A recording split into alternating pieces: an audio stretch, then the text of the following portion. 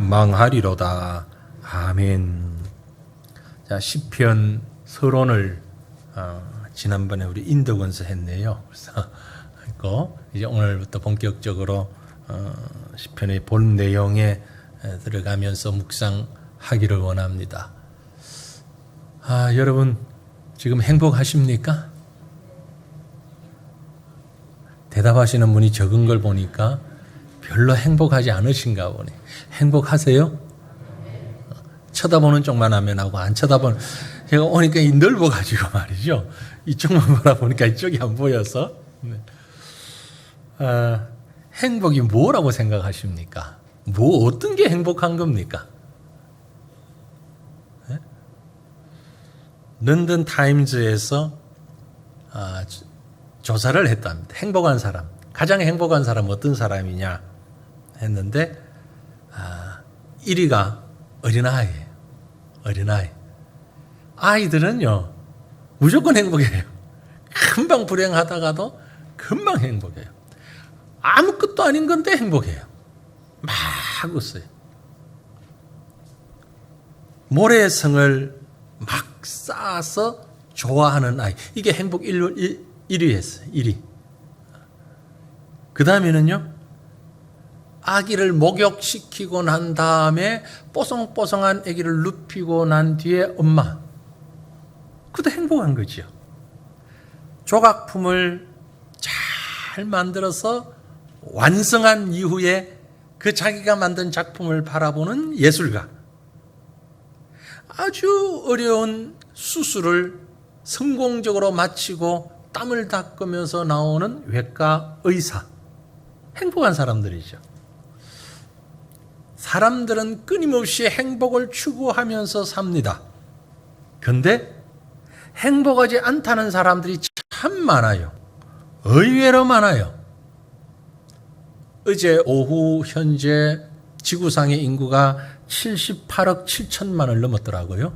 인구 시계를 제가 확인해 보니까 78억 7천. 오늘 조금 더 늘었겠죠, 어제보다. 네. 그 78억이 넘는 78억에 가까운 79억에 가까운 사람들 과연 다 행복할까? 아니면 행복하다고 느끼며 살고 있을까? 여러분 어떻게 생각하세요? 문제는 우리가 이 행복을 너무 먼 곳에서 찾고 있지 않은가 하는 거죠. 그죠? 제가 지난 금요일 날 제3남전도회가 특송한 다음에 그 곡을 좀 잘 기억하시라 그랬죠? 기억하십니까? 그 말한 것조차도 기억이 안 나면 뭐 비슷합니다. 다 마찬가지인데 진짜 행복이 무언가를 우리 찬양 속에서 답을 얘기해 주고 있어요. 그래서 우리 그 찬양을 우리 같이 한번 불러보겠습니다. 이 시간에. 좀 전까지 우리가 찬양을 많이 했는데 또 한 가지 찬양을 우리가 잘 아는 최근에 많이 불렀던 찬송인데 우리가 찬양팀 마이크 다 정리했나요? 가지고 계시면 같이 불러주십시오.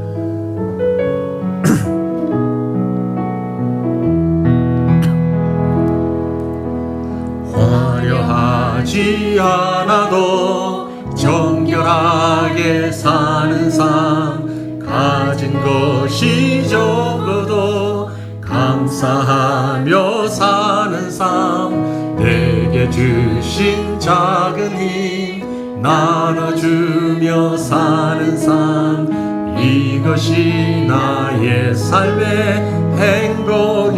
눈물 날 일 많지만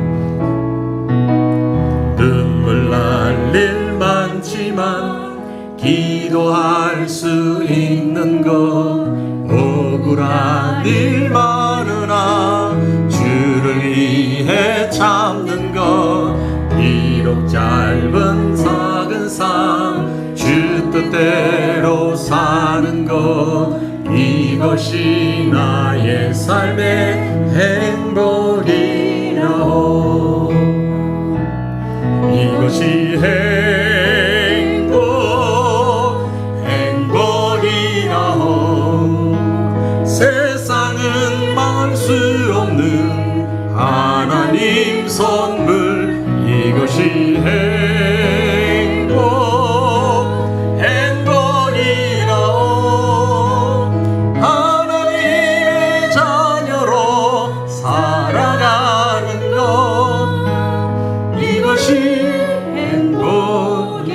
이것이 행복이라오.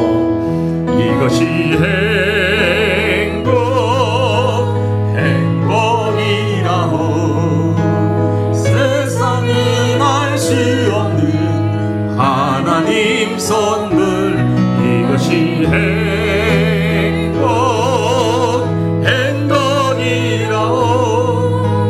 하나님의 자녀로 살아가는 것. 이것이 행복이라오. 아멘. 행복이 무엇입니까? 행복이 무엇이죠? 금방 얘기했잖아요. 하나님의 자녀로 살아가는 것. 그게 행복이에요. 네. 돈이 많았어. 땅을 사놓았는데 그게 순식간에 올랐어. 인덕원에 땅 살 걸 그랬다는 거죠. 생각할수록 지난번 부동산 가니까 인덕원에 집 사놨어야 되는데 인덕원에 집 가진 사람 지금 얼굴이 막 찢어지는 것. 집값이 2배 올랐다고. 그게 행복입니까? 아니요. 순식간에 내려갈 수도 있어요. 너무 좋아하지 마세요. 세상에 어떤 것도 행복 없어요. 행복은 하나님의 자녀로 살아가는 것. 우리 모두 행복 환자인 줄로 믿습니까? 우리 민족은 유난히 복에 약했어요. 복을 추구했어요. 복조리, 그죠? 한복에도 복, 이불에도 숟가락에도 심지어 복복자 써놓고, 베개에도 복복자 써놓고, 이름도 우리 교회 지금 복자 이름이 들어간 분 언뜻 생각이 안 나요. 복길이, 복희, 복자, 영복이, 길복이, 이름에도 복자가 들어가는. 정말 우리가 복받은 사람인가? 얼마나 복받은 사람인가? 복이 뭐냐면요, 사전적으로 보면 삶을 기쁘고 즐겁게 해주는 조건, 그렇게 정리하고 있습니다. 삶을 기쁘게 해주는 것. 세상에 예수님을 믿고 하나님의 자녀된 것보다 더 기쁜 게 어디 있습니까? 그렇죠? 그래서 복이라는 거죠. 불신자와 신자의 차이가 여기에 있습니다. 불신자는요, 손에 잡히는 것, 눈에 보이는 것, 내 몸으로 느껴지는 것, 육체적이고 세상적인 것, 그걸 복이라고 생각합니다. 신자는 하나님의 자녀가 된 것을 복이라고 여깁니다. 정신적으로 혹은 육체적으로 근심이나 염려가 없고 기쁨과 평안만 늘 보장된다면 그걸 복이라고 생각하죠. 그러나 사실은 그렇지 않습니다. 그러한 세상적인 것들은 언제 왔다고 언제 가는지도 모르게 순식간에 지나갑니다. 도널드 맥클로우라고 하는 사람이 가장 어울리지 않는 곳에서 행복 찾기라는 책을 썼어요. 그 책에 행복이 아닌 것들을 이렇게 열거했습니다. 자기에게 만족스러운 느낌, 기분 좋은 느낌, 자신만만한 느낌, 뭔가 이룬 듯한 느낌, 인간의 고통에 초연한 느낌, 마음대로 해도 될 것 같은 느낌, 스트레스와 갈등이 없어진 것 같은 느낌, 세상에서 인정받는 느낌, 이런 모든 것 행복이 아니다라고 얘기했어요. 진정한 행복이 아니다. 진정한 행복은 하나님의 자녀로 살아가는 것. 그게 성경적인 복의 개념입니다. 오늘 우리가 읽은 본문 말씀 시편 1편, 복에 대해서 아주 감격적으로, 아주 깊이 있게, 아주 신학적으로 설명하고 있습니다. 우리가 복 그러면 마태복음에 있는 팔복을 가장 먼저 떠올립니다. 예수님께서 이런 사람은 복되다라고 말씀하셨는데 이미 시편 1편에서도 그것과는 또 다른 측면이지만 신학적으로, 묵상적으로 복이 뭔가를 설명해 주고 있습니다. 자, 오늘 말씀을 깊이 한번 들여다보면 어떤 사람이 복된 사람이라고 했습니까? 먼저는 죄에서부터 멀리 떨어져 있는 사람이에요. 죄로부터 멀리 떨어져 있는 사람이 복된 사람인 것을 믿으시길 바랍니다. 호주머니 돈이 많은 사람이 아니에요. 사람들의 박수가 있는 사람이 아니에요. 죄로부터 멀리 떨어진 사람. 자, 본문 1절 말씀 다시 한번 우리 같이 읽어볼까요? 복 있는 사람은 악인들의 꾀를 따르지 아니하며 죄인들의 길에 서지 아니하며 오만한 자들의 자리에 앉지 아니한다. 복 있는 사람은, 이 말씀의 원문에 담긴 뜻은요, 좀 더 감정적인, 엄청나게 복된 사람, 그런 말이에요. 엄청나게 복된 사람, 복 있는 사람, 아슈레 하이슈라는 히브리어를 그 원문에 보면 있는데, 엄청나게 복된 사람, 무지무지하게 복된 사람, 뭐 아무리 강조해도 지나치지 않을 만큼 엄청나게 복된 사람이야. 도덕적으로 타락하지도 않았고, 하나님의 말씀에 어긋나지도 않았고, 제 마음대로 하지도 않고, 교만하지도 않고, 하나님을, 다른 사람을 업신여기지도 않는 사람. 복 있는 사람은 악인의 길을 따르지 아니한다. 여기 보면은요, 세 가지의 동사가 있어요. 점차적으로 접근해가는 세 개의 동사가 있습니다. 뭡니까? 따른다. 그 다음요, 선다. 그 다음에 앉는다. 색깔을 제가 따로 입히질 않아가지고 따로 색깔 입혀놓으면 금방 하니까. 처음이 따른다. 따라가는 거예요. 조기 사람이 있는 걸 보고 뒤따라가는 거예요. 그 다음에 좀 더 적극적으로 되면 그 자리에 서요. 여기 뭐가 있지? 뭐 있지? 그 다음에는요, 앉아서 본격적으로 무언가에 동참하게 돼요. 복 있는 사람은 어떤 사람이냐? 악인들의 꾀를 따라가지도 않는 사람. 죄인들의 길에 가만히 서서 같이 구경하거나 하지도 않는 사람. 오만하고 교만한 자의 자리에 앉지도 않는 사람. 단계적으로 얘기하고 있습니다. 이 말은 죄의 특성을 그대로 두고 하는 얘기예요. 죄는요, 멀리서 보기만 해도 따라가고 싶어요. 따라가 보면 뭐 하나 서서 한번 보고 싶어요. 서서 보다가 남의 보면 앉아서 동참하고 싶어요. 그게 죄의 특징이에요. 처음부터 죄인 줄 알고 무작정 달려드는 사람보다는 죄는 사람을 이렇게 유혹합니다. 처음에는 그저 지나가는 사람 1, 지나가는 사람 2, 지나가는 사람이. 근데 저게 뭐지? 쳐다봐요. 괜찮겠는데? 괜찮아 보이는데? 그리고 그곳에 가서 세밀히 살핍니다. 그리고 앉아요. 이게 죄가 아니고 복음이 되면 얼마나 좋겠습니까? 복음이 되면. 지금 우리 교회가 서 있으니까, 딱 세워지고 나니까 그런 분들이 좀 계셔요. 저게 뭐지? 교회네? 우체국 사거리에서 보면 노란 거 이런 게 보면 저게 뭐지? 위에 교회라고 적혀 있어요. 지난주, 오늘 새로 나오고 등록하신 분들 공통점이 우리 교회가 빨리 입당해서 오픈하기를 기다렸다는 거예요. 교회 예배드리기를 기다렸다는 거죠. 교회가 세워지는데 다 지은 것 같은데 왜 안 오지? 기다렸던 분들이 지금 온 거예요. 이런저런 이유에 의해서. 문을 딱 열었는데 보이는 게 교회들이에요. 제일 먼저 딱 보이는 게 우리 교회가 보여요. 내가 저 교회 가야 되겠다. 그러고 기다렸는데 안 왔어. 몇 주 기다렸다가 이제 사람들이 오는 걸 보니까 이제 입당했나 보다. 그리고 와서 등록했어요. 보고 이러면 얼마나 좋아. 얼마나 좋아.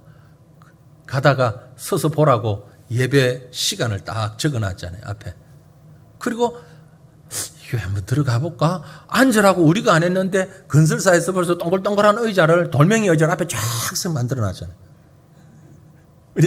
제가 그걸 보면서 얼마나 멋있는지.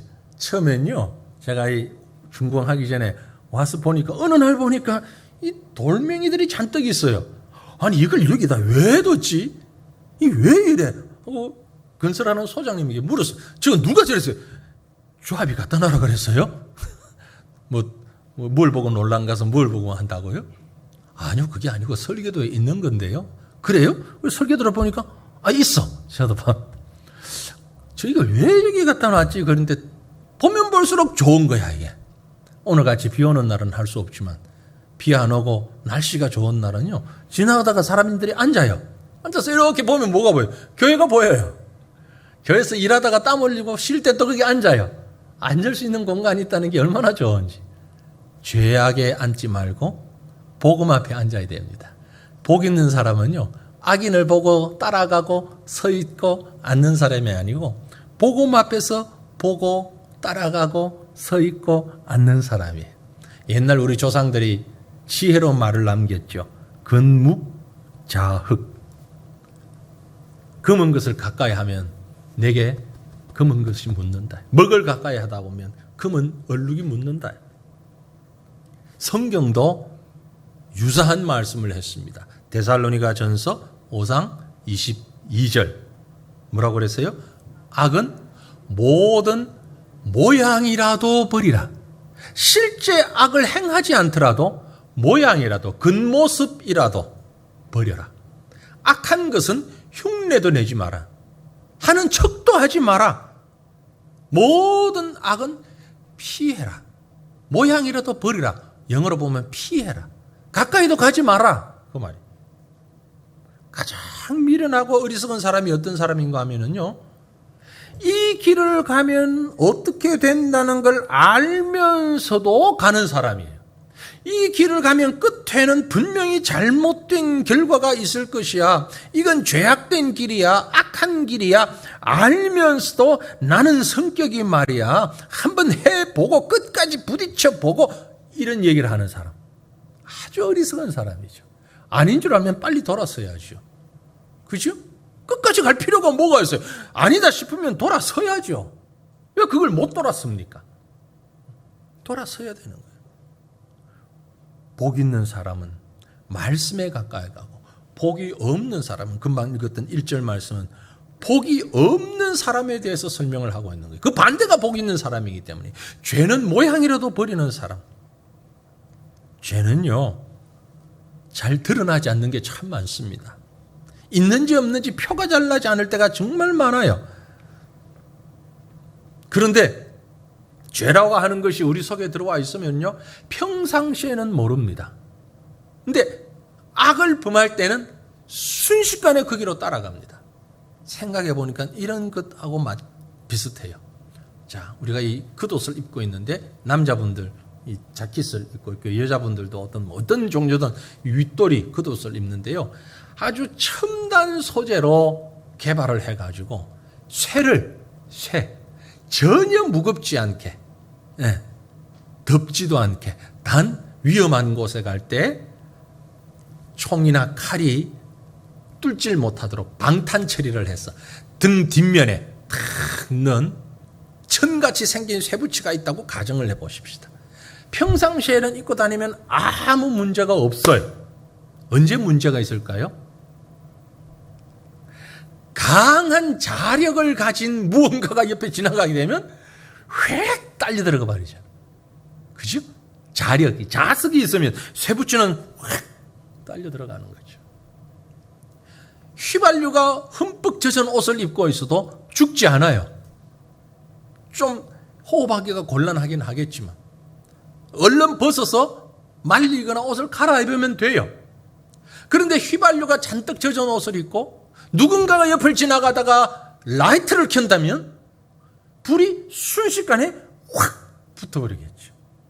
죄는 그런 특성을 가지고 있습니다.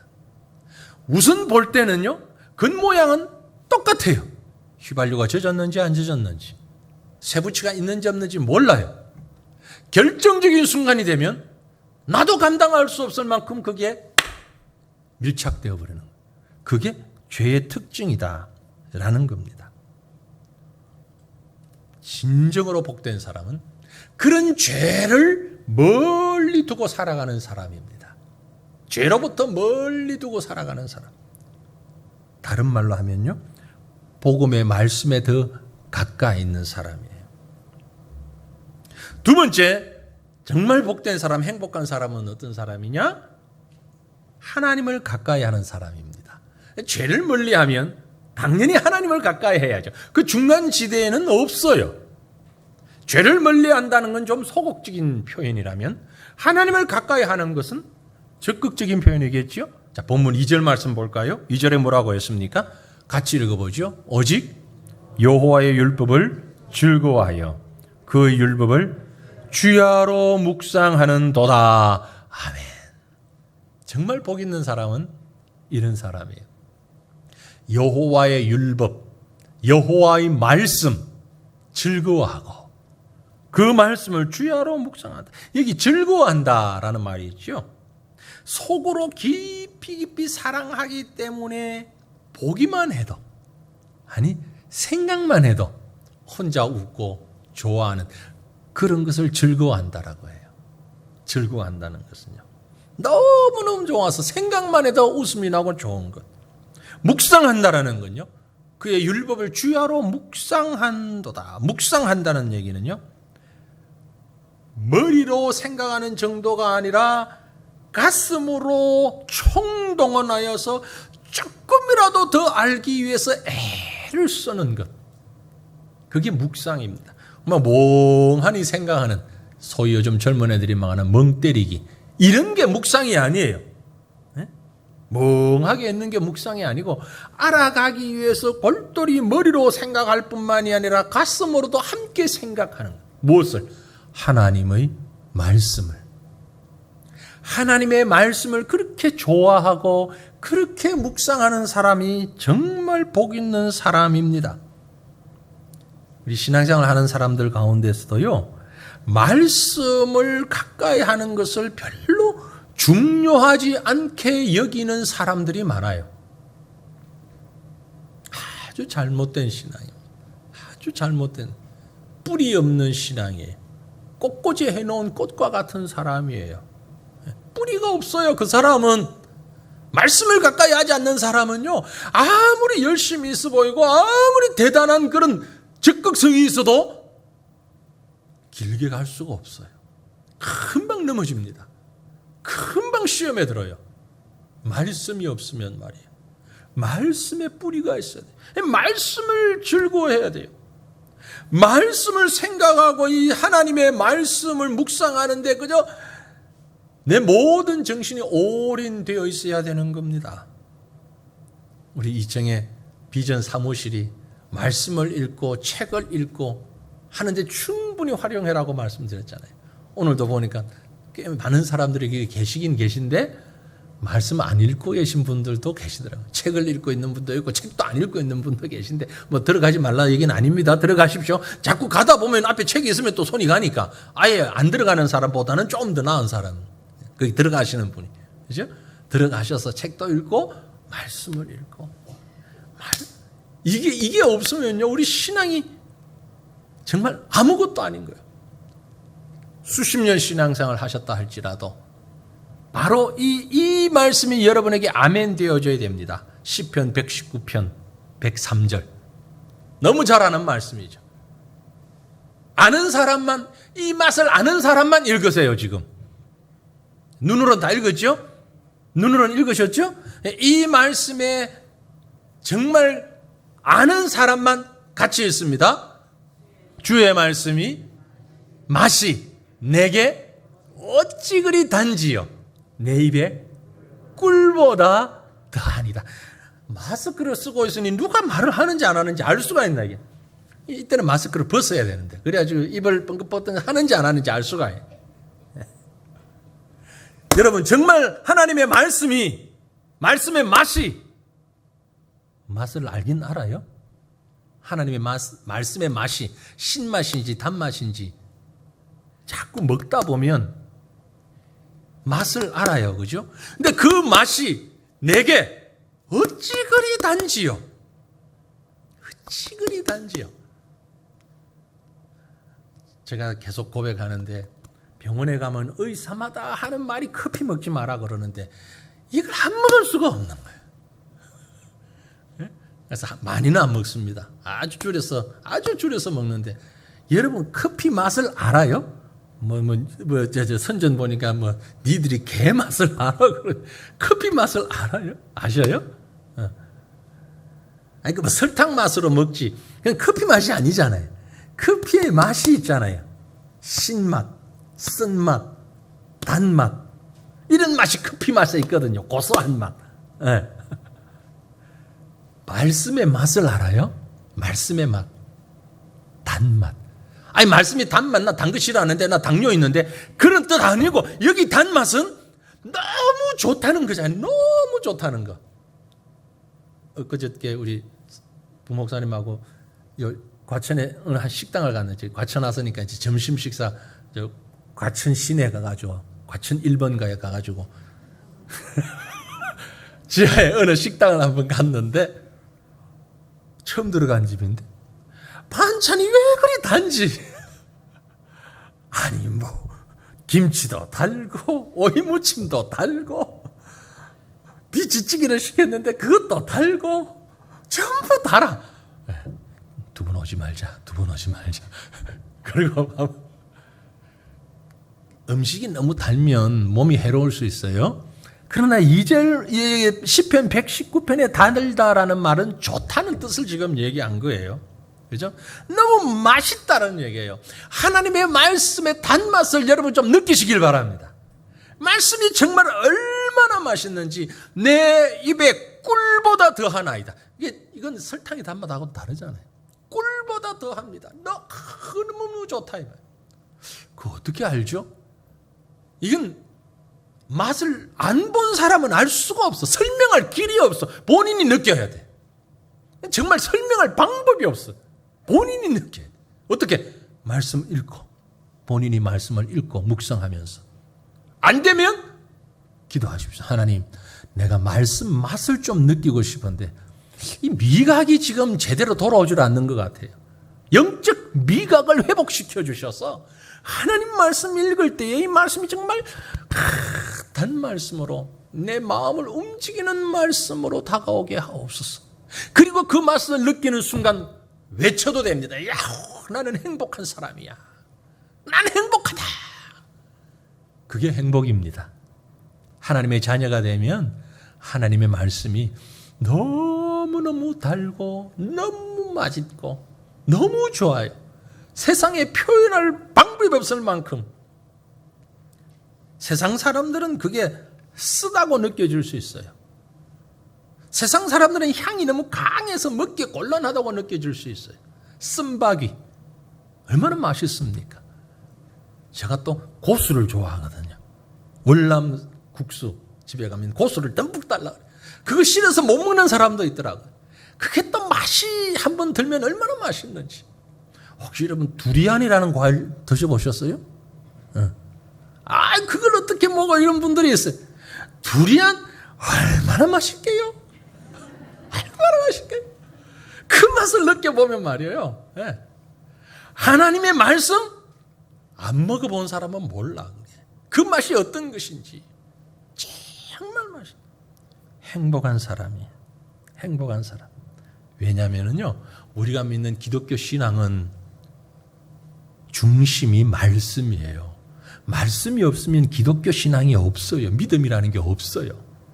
말씀을 떠나면 타락할 수밖에 없습니다. 말씀을 떠나면 죄를 지을 수밖에 없어요. 말씀을 떠나면 하나님 가까이 갈 수가 없는 거예요. 그래서 말씀이 능력이고 말씀이 생명이고 말씀이 우리 삶의 기준입니다. 요한복음 6장 63절에 살리는 것은 영이니 육은 무익하니라. 내가 너희에게 이런 말은 영이요 생명이라. 주님이 우리에게 주신 말은, 그 말씀은 우리의 영이요 생명이라. 말씀이 바로 우리의 이정표고 우리 신앙의 중심이다 라는 얘기입니다. 요한복음 1장 1절로 3절 말씀을 보면요, 같이 한번 읽어볼까요? 태초에 말씀이 계시니라. 이 말씀이 하나님과 함께 계셨으니 이 말씀은 곧 하나님이시니라. 그가 태초에 하나님과 함께 계셨고 만물이 그로 말미암아 지은 바 되었으니 지은 것이 하나도 그가 없이는 된 것이 없느니라. 아멘. 만물의 근원이 뭐라는 얘기예요? 말씀이라는 거예요. 태초에 말씀이 계셨는데 그 말씀이 육신을 입고 오신 분이 예수님이에요. 그러니 이 말씀은 세상 모든 것의 시초의 근원이에요. 세상에 말씀, 만물이 그로 말미암아 지은 바 되었으니 만물이 말씀으로 말미암아 지은 바 되었다. 말씀이 없이는 이루어진 것이 하나도 없다. 히브리서 1장 3절 말씀은 더 분명히 말씀하고 있습니다. 같이 읽죠. 이는 하나님의 영광의 광채시요 그 본체의 형상이시라. 그의 능력의 말씀으로 만물을 붙드시며 죄를 정결하게 하는 일을 하시고 높은 곳에 계신 지극히 크신 이의 우편에 앉으셨느니라. 아멘. 능력의 말씀으로 뭘 한다고요? 만물을 붙드신다고요. 만물을 붙드신다. 온 세상, 여러분 개인의 만물뿐만 아니라 온 세상의 만물을 붙드신다.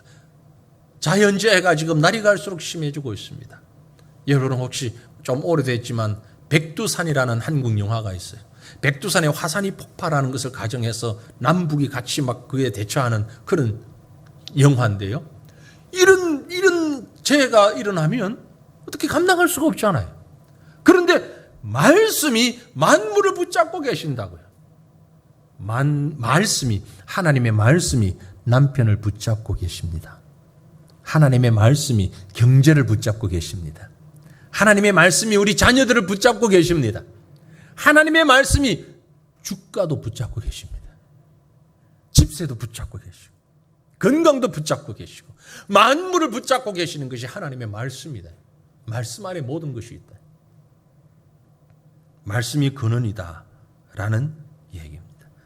그럼 마지막으로 악을 멀리하고 하나님을 가까이 하는 사람이 복이 있는데 그렇게 복 있는 사람에게 주어진 특권이 있습니다. 복 있는 사람에게 주어진 특권이 뭘까? 세상의 복과 다른 천국의 복, 영적인 복 누리는 사람의 모습을 오늘 본문에서는 아주 흥분된 어조로 이렇게 설명하고 있습니다. 여러분 본문 3절 말씀 한번 볼까요? 같이 봅니다. 그는 시냇가에 심은 나무가 철을 따라 열매를 맺으며 그 잎사귀가 마르지 아니함 같으니 그가 하는 모든 일이 다 형통하리로다. 아멘. 이 말씀은 정말 감격이 있고 흥분된 말씀이에요. 여러분 아까 제가 말씀의 맛 그랬죠? 맛을 느끼려면요 같은 말씀을 계속 한번 읽어보세요. 이런 말씀, 지금 3절과 같은 말씀을 물론 처음부터 끝까지 많이 읽는 것도 좋지만 자, 오늘 말씀의 맛을 한번 보자. 작정하고 시편 1편 3절 말씀만 한 100번 읽어보세요. 외우려고 생각하지 마시고 100번 읽으면 외워질 거예요. 근데 빨리 하려고 생각하시면 말씀 생각하면서 천천히 한번 계속 읽어보세요. 하나님의 말씀에 복 받은 사람은, 복 있는 사람은 뭐라고 그랬어요? 시냇가에 심은 나무가 철을 따라 열매를 맺으며 그 잎사귀가 마르지 아니함과 같으니 그 뒤에 놓은 말씀은 너무너무 더 감동적이에요. 뭐라고 했어요? 그가 하는 모든 일이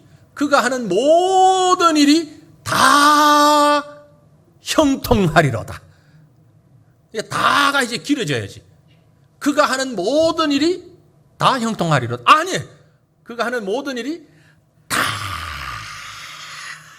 형통하리로다. 모든 일이 다 형통하다. 반대로 4절 말씀에 나왔으니까 악인들은 그렇지 아니하며 오직 바람에 나는 겨와 같도다. 겨 아세요? 겨? 이 까부질이라 그러나요? 네. 그 바람에 휙 날려가는 아무 힘없는 쓸모없는 거예요. 그건 날아가야 돼요. 여기 있으면 안 돼. 자꾸 이렇게 체질을 하는 것은 겨가 바람에 날려가라고 하는 거예요. 복 있는 사람은 철을 따라 열매를 맺을 수 있도록 물가에 심겨진 나무처럼 그 하는 모든 일이 다 형통한데 악인들은 그 반대예요. 너무너무 가벼워서 다 바람만 불어도 날려가요. 비만 와도 다 없어져 버려요. 솜사탕 같아요. 솜사탕 같아요. 이게 복이 있는 사람과 그렇지 않은 사람의 차이점이에요. 복이 있는 사람의 특권은요, 철 따라 열매를 맺는 거예요. 노아를 보세요. 하나님의 말씀의 맛을 알았어요. 그래서 하나님의 말씀이 의미하는 것을 깨닫고 높은 산 위에 맑은 하늘에 엄청나게 큰 방주를 짓습니다. 그러면서도 사람들이 조롱하고 손가락질해도 기쁘고 행복해요. 왜? 하나님의 말씀 따라가니까.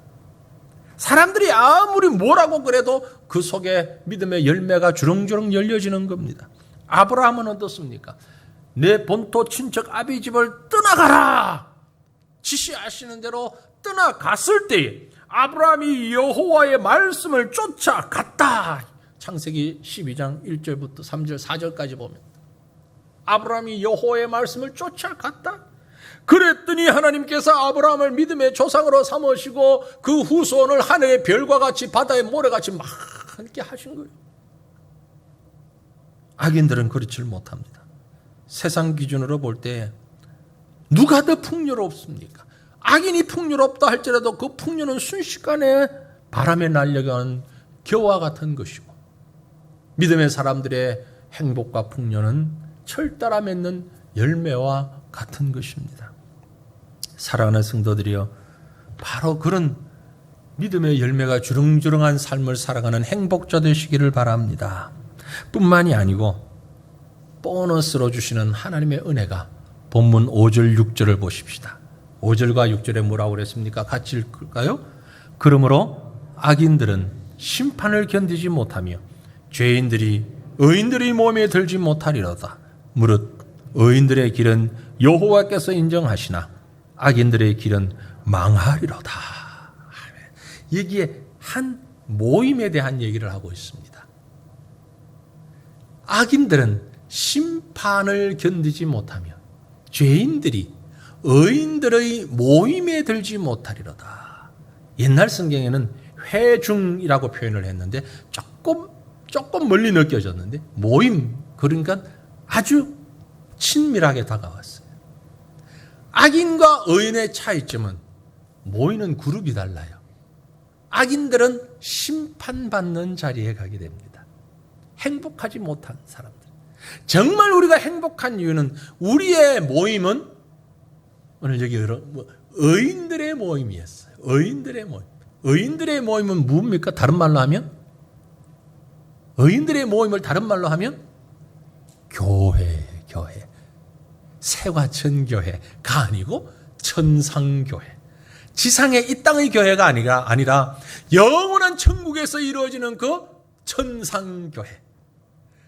우리가 복된 이유는 우리의 마지막은 하나님께서 우리를 하여금 천국교회에서 함께 모일 수 있도록 해주시는 영원한 복을 받게 하시는 거죠.